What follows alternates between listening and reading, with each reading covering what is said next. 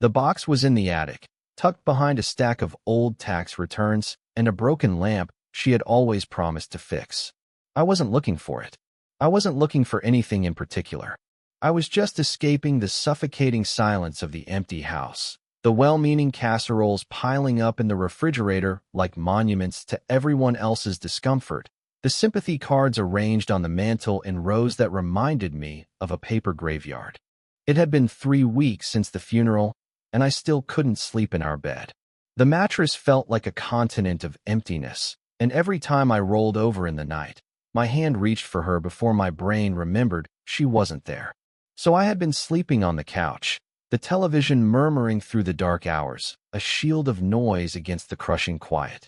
The attic had been an excuse, a project, something to do with my hands on a Saturday afternoon when the walls of the living room felt like they were closing in.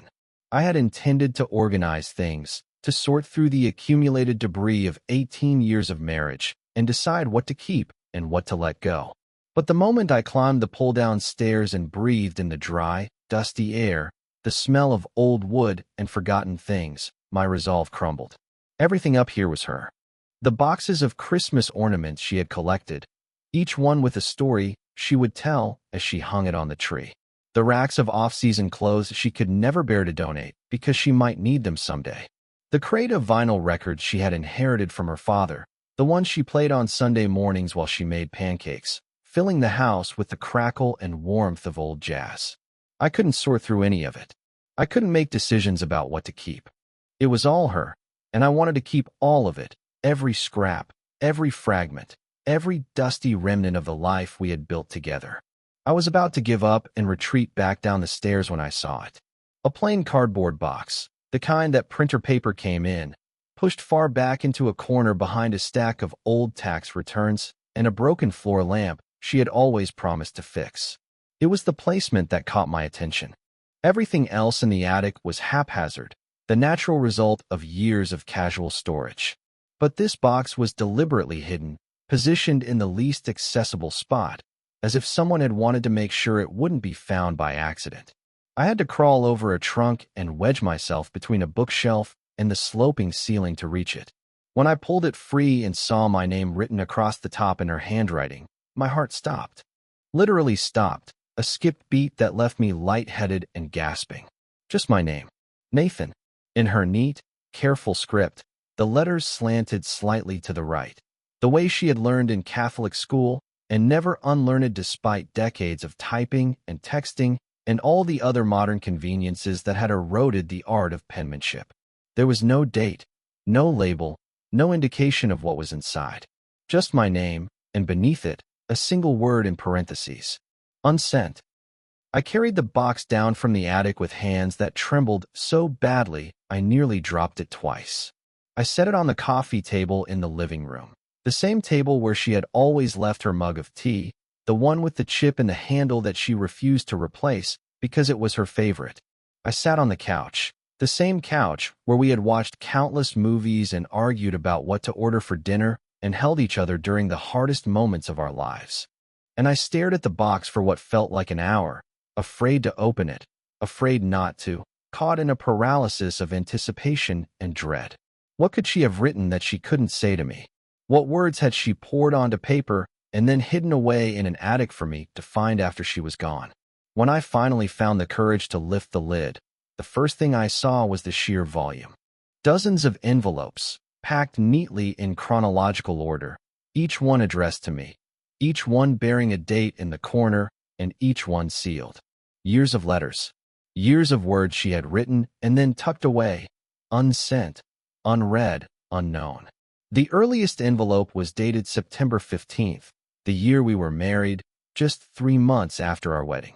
The latest was dated just 2 months before she died, the handwriting on that one noticeably shakier than the others.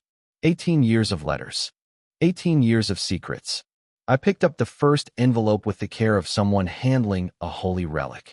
The paper was the same cream-colored stationery she had used for everything: thank you notes, birthday cards, grocery lists left on the kitchen counter. I slid my finger under the flap and opened it, and the familiar scent of her, a faint trace of the lavender lotion she used every night before bed, rose from the paper like a ghost. The sight of her handwriting, the loops and curves of letters she had formed with her own hand, hit me with a physical force that made my chest ache. My dearest Nathan, it began. We have been married for 3 months today.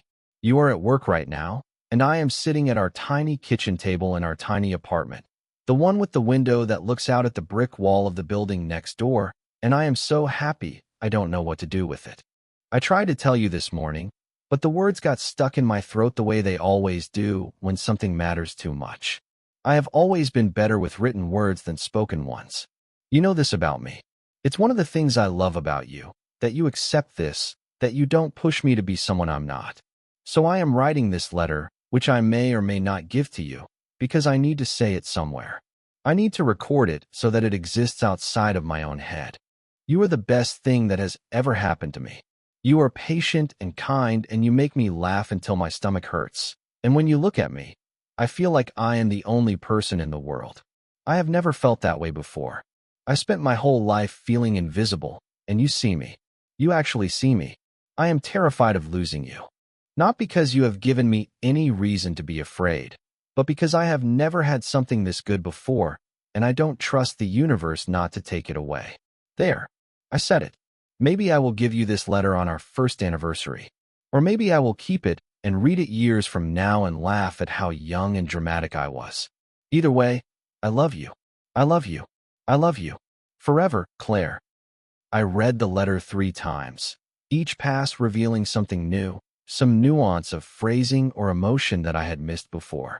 Then I set it down on the coffee table, very carefully, as if it were made of spun glass, and I wept. Not the quiet, dignified tears I had been shedding for 3 weeks, the kind that could be wiped away and hidden. These were great, heaving sobs that tore through my chest and left me gasping for air, the kind of crying I hadn't done since I was a child. She had been afraid of losing me. She had been so full of love she didn't know what to do with it. And instead of telling me, instead of handing me this letter and letting me share the burden of her fear, she had sealed it in an envelope and hidden it in a box and carried it alone for 18 years. I had never known. In all our years together, through all our conversations and confidences and pillow talk whispers in the dark, I had never known the depth of her fear or the height of her joy. She had given me the surface of her love, the calm, steady, reassuring surface, but she had kept the depths for herself. When I could breathe again, I reached for the next envelope. It was dated exactly 1 year after the first, on our first wedding anniversary. The paper was the same, the handwriting the same, but something about the tone had shifted. There was a confidence in the letters now, a sureness that hadn't been there before. Nathan, we made it a whole year. I found the first letter today, the one I wrote you 3 months after the wedding, and I read it and cried. Not because I was sad, but because everything I felt then, I still feel now. Even more, actually. It has grown. The love has grown. I didn't know that was possible. I thought love had a ceiling, a maximum capacity, but every day you prove me wrong. You are still patient and kind, and you still make me laugh, and you have also proven that you can handle me at my worst. Remember that fight we had in February? The one about the dishes? I was so angry I slept on the couch, and you got up in the middle of the night and covered me with a blanket. You didn't say anything. You didn't try to win the argument or prove you were right. You just covered me with a blanket and went back to bed. That is who you are. That is the man I married. I didn't give you the first letter because I was embarrassed by how vulnerable it was. I'm not giving you this one either, not yet. The time still isn't right. But I'm keeping them. All of them. A record of us. A history of my heart. Maybe one day, when we are old and gray and sitting on a porch somewhere, I will pull out this box and read them to you, and we will laugh at how young and dramatic we were. Happy anniversary, my love. Claire. The blanket. I remembered that fight. It had been stupid, the kind of argument that seems world-ending at 2 in the morning and ridiculous by breakfast. I had covered her with a blanket because I couldn't stand the thought of her being cold, even when I was angry, even when I was convinced I was right. It had been an instinct, a reflex, not a conscious choice. And to her, it had been everything. A proof of love. A reason to stay. A moment so significant she had written it down and saved it for a year. The letters continued, year after year, a secret chronicle of our marriage. I read them in order, the way she had arranged them, and I watched our life unfold through her eyes. Some were written on our anniversary, the traditional time for reflection and sentiment.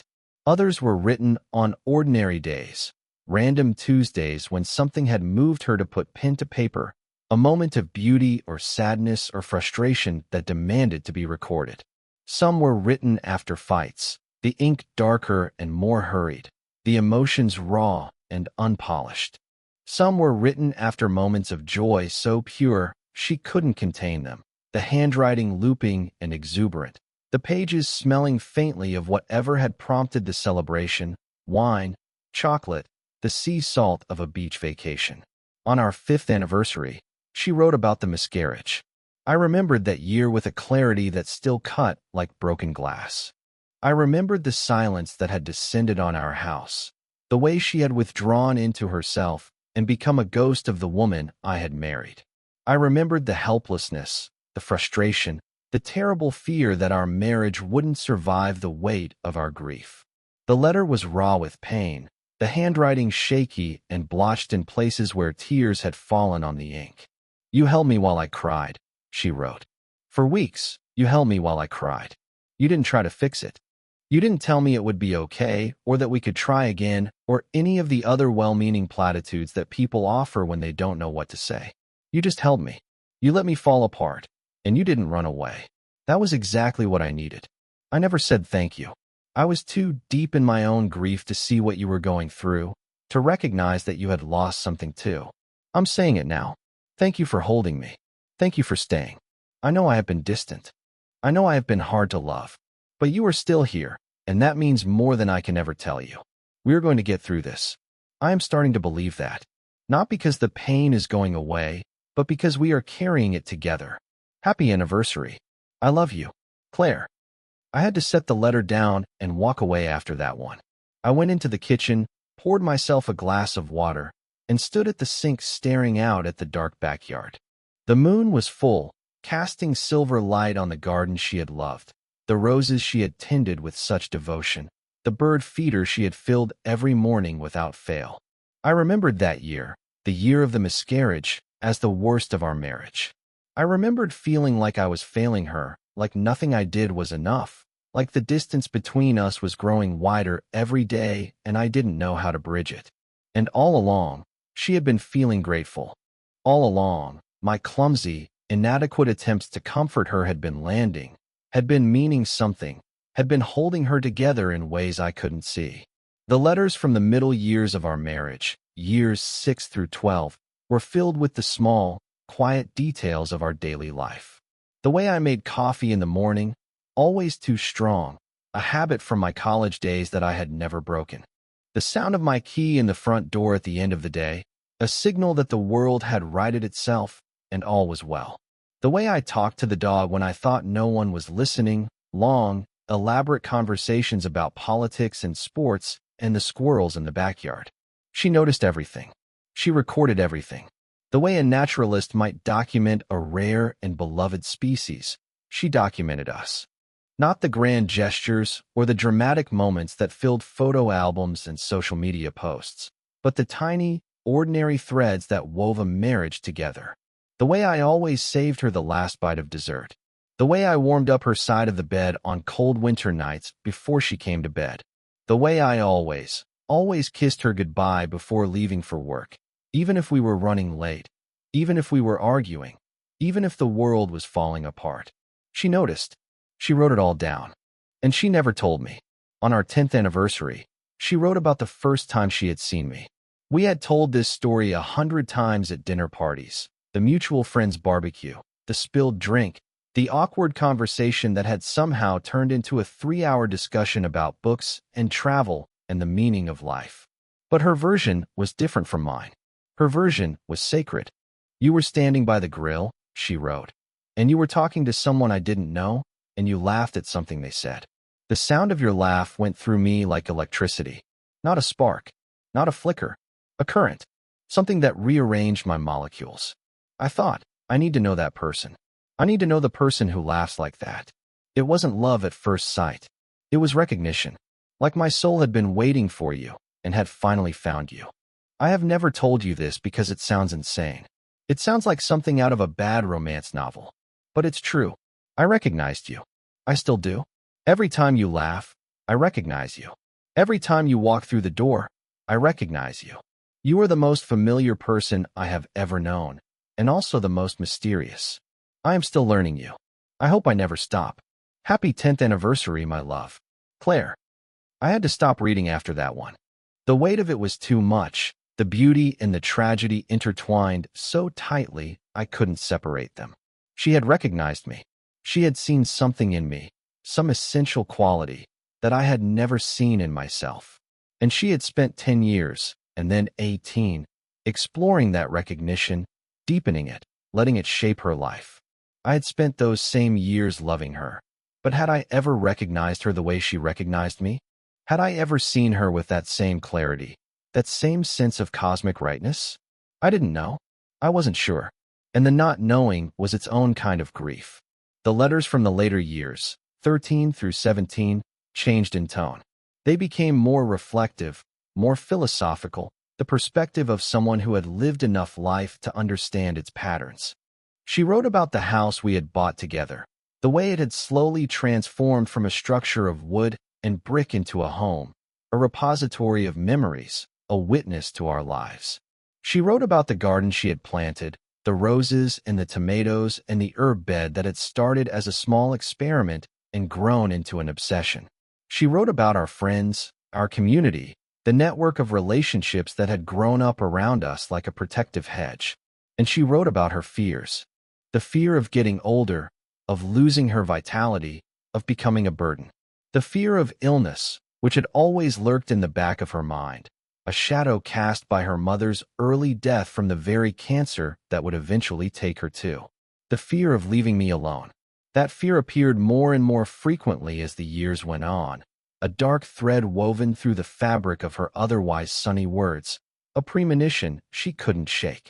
On our 15th anniversary, she wrote the letter that would haunt me for the rest of my life. I had a dream last night that you died before me. I woke up crying and had to reach over and touch your face to make sure you were still there. You grumbled in your sleep and rolled over, and I lay there for an hour just listening to you breathe. In and out, in and out. The most ordinary sound in the world and the most precious. I think about death more than I should. Not in a morbid way. I just look at our life, at everything we have built, at the incredible, improbable luck of finding you in a world of billions of people, and I can't believe it will last. Nothing this good can last forever. I know that's not a very anniversary-appropriate thing to write, but these letters have always been my place to be honest. The truth is, Nathan, I am afraid of losing you. I am afraid of losing us. I am afraid of the day when one of us has to say goodbye and the other has to keep going. But I am also grateful. So impossibly grateful. Every single day, even the hard ones, even the boring ones, even the ones where we argue about whose turn it is to unload the dishwasher. I would take a million more days like that. I would take forever. But since I can't have forever, I'll take whatever we get. I'll take you, for as long as I can have you. That's my anniversary wish. Claire. She had been afraid of losing me. All those years, through all the ordinary days and the hard days and the beautiful days, she had been the one afraid of losing me. And in the end, in the cruel, incomprehensible irony that only the universe could devise, it was me who lost her. The final letter was dated 2 months before she died. The cancer had already been diagnosed by then, though we were still clinging to hope, still believing the treatments would work, still pretending that we had more time than we did. Her handwriting was shakier in this letter, less precise, the letters wavering on the page as if her hand had trembled while she wrote. But it was still unmistakably hers, every curve and loop a testament to the woman who had written it. My dearest Nathan, this is the last letter. I can feel it. Not because I am giving up, not because I am surrendering to this disease, but because my body is telling me the truth that my heart doesn't want to hear. I am running out of time to write. There are so many things I still want to say to you, and I am trying to fit them all into these pages before my strength gives out entirely. First, Thank you. Thank you for the coffee in the morning and the key in the door at night. Thank you for the blanket in the middle of the night and the hand to hold in the darkness. Thank you for the fights and the reconciliations and the ordinary Tuesdays that were never really ordinary because I was spending them with you. Thank you for our life. It was a good life. It was the best life. I hope you know that. I hope you feel that, even now, even in the midst of all this pain and fear. Second, I'm sorry. I'm sorry I never gave you these letters. I was going to. I was always going to. Every year, on our anniversary, I would tell myself that this was the year, that this was the moment when I would finally be brave enough to hand you the box and let you read the words I had been saving. But the years slipped away, and the moment never felt right, and now I am out of time. Maybe there is no right moment for saying everything you feel. Maybe you just have to say it and trust that the other person will understand. I should have trusted you more. You always understood. You understood me better than I understood myself. I had to pause here. The words blurring as tears filled my eyes and spilled down my cheeks. She had apologized to me.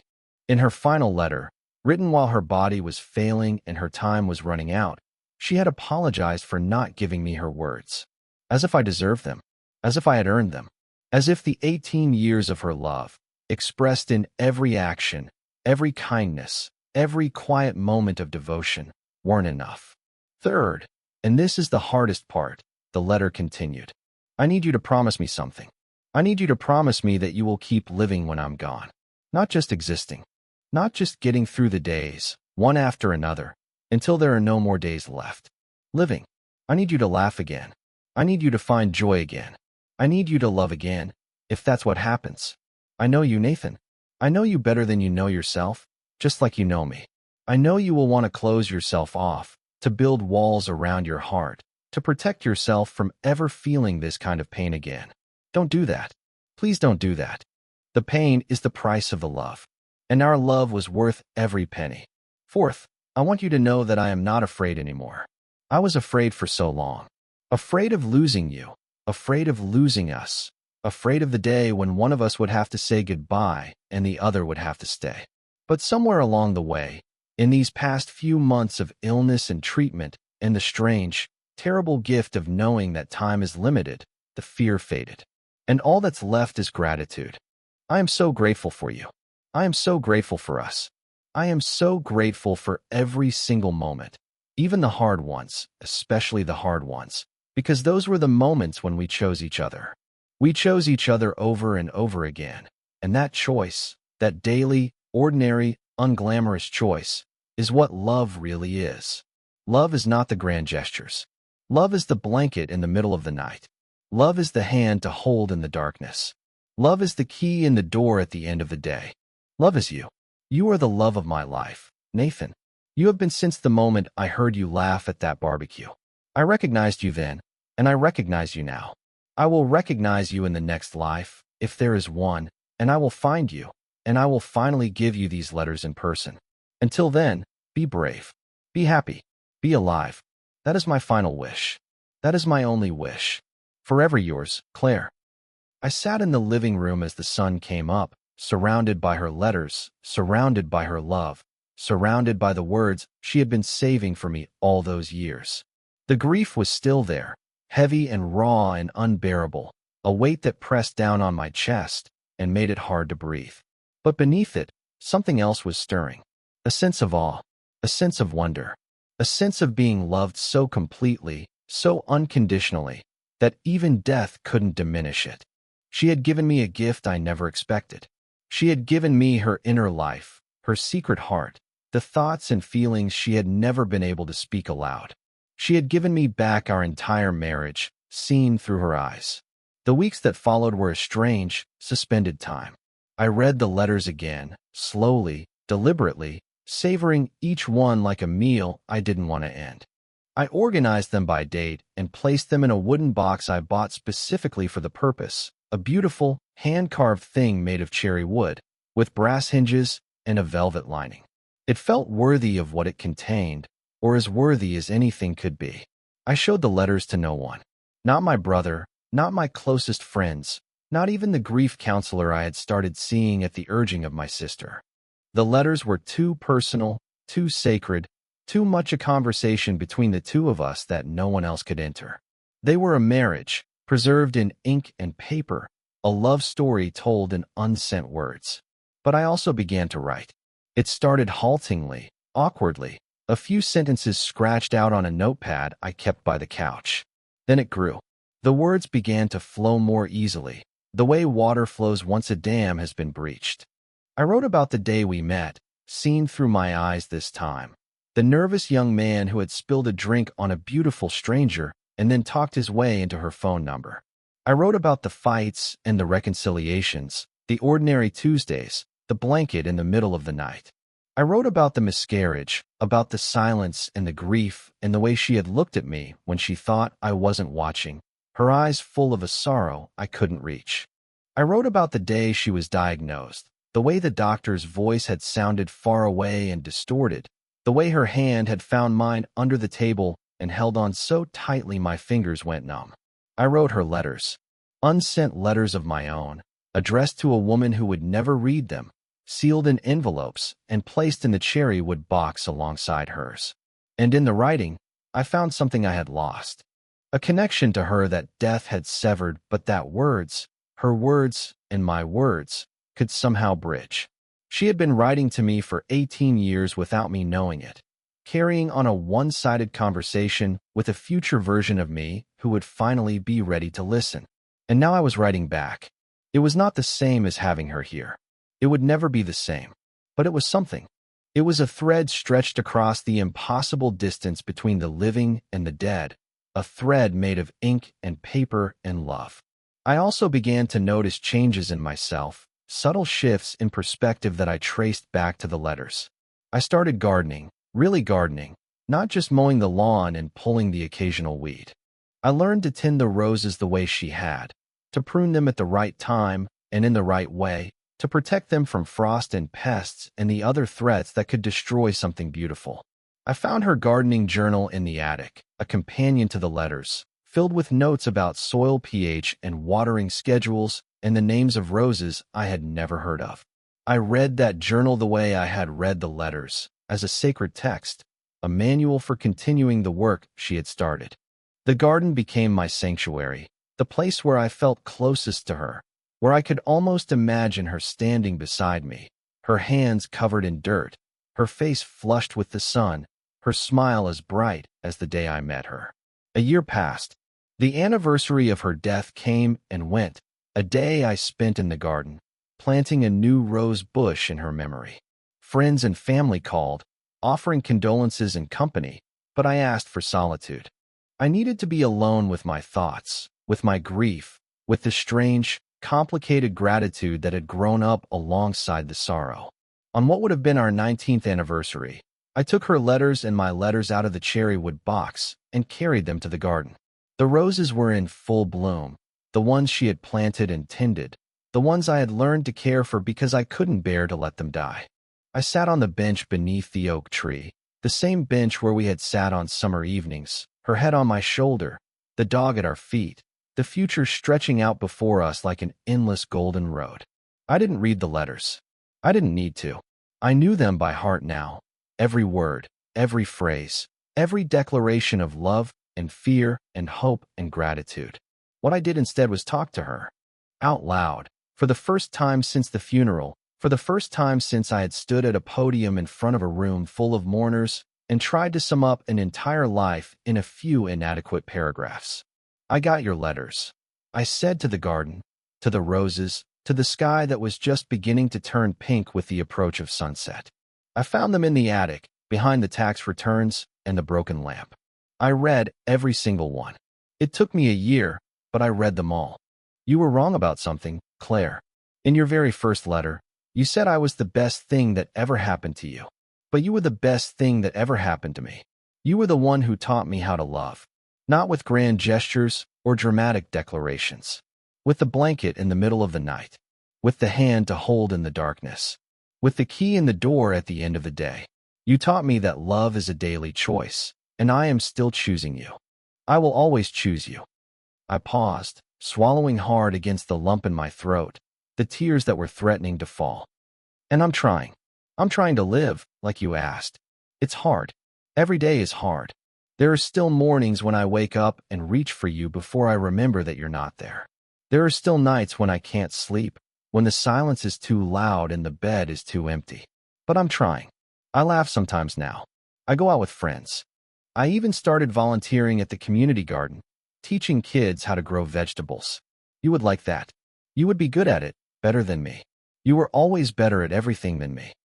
I reached into my pocket and pulled out a small velvet box. Inside was her wedding ring, which I had worn on a chain around my neck since the day of the funeral, a constant reminder of her presence, a talisman against the loneliness. I had taken it off that morning, for the first time in a year, and the absence of its weight felt strange and freeing at the same time. I'm putting this in the box with your letters, I said. Not because I'm letting you go. Not because I'm moving on or forgetting you or any of the other phrases people use to describe what happens after grief. I'm doing it because I'm carrying you with me now. In here. I touched my chest above my heart. You're not in the ring anymore. You're not even in the letters, not really. You're in me. You've been in me since the day I heard you laugh at that barbecue. I recognized you too, Claire. I didn't write it down the way you did. I didn't have your gift for words, but I felt it. I recognized you, and I chose you, and I have never stopped choosing you. I will recognize you in the next life, if there is one. I will find you, and I will finally get to tell you everything I've been writing in my letters. Until then, I'll be here, living, loving, choosing you, every single day. That's my promise. That's my anniversary wish. I placed the ring in the cherrywood box, nestled among the envelopes, and closed the lid. The sun was setting now, painting the garden in shades of gold and rose, the same colors she had loved, the same colors she had planted in every corner of our yard. I sat on the bench as the light faded, and for the first time in a year, the grief was not the dominant emotion. There was gratitude now, deep and abiding. There was love, unchanged and unchanging. There was the quiet, steady knowledge that what we had was real and lasting, that it had changed me, that it would continue to change me for the rest of my life. She had given me 18 years of letters she never sent, 18 years of words she couldn't speak, feelings she couldn't express, love she couldn't release. And in the end, those letters had given me back my life. Not the life I had before, the life with her in it, the life I had taken for granted. A different life, a harder life, marked by loss and shaped by grief, but a life that was still worth living. A life that she had asked me to live, in her final letter, her final wish, her final act of love. The box of letters sat on the mantel now, replacing the sympathy cards I had finally taken down and stored away. It was the first thing I saw when I walked in the door at the end of the day, and the last thing I saw before I turned off the lights and went to bed. A reminder of what we had, a testament to who she was. A love story told in unsent words and unspoken feelings, hidden in an attic for 18 years, waiting for the moment when I would need it most. She had always known I would find it. She had always known I would need it. She had prepared this gift for me, this bridge across the darkness, this proof that love was stronger than death, stronger than fear, stronger than time itself. And in reading her words, in learning the depth of what she felt, I had finally, truly, understood the woman I had married. I had finally, truly, understood myself. The pain was the price of the love, and our love was worth every penny.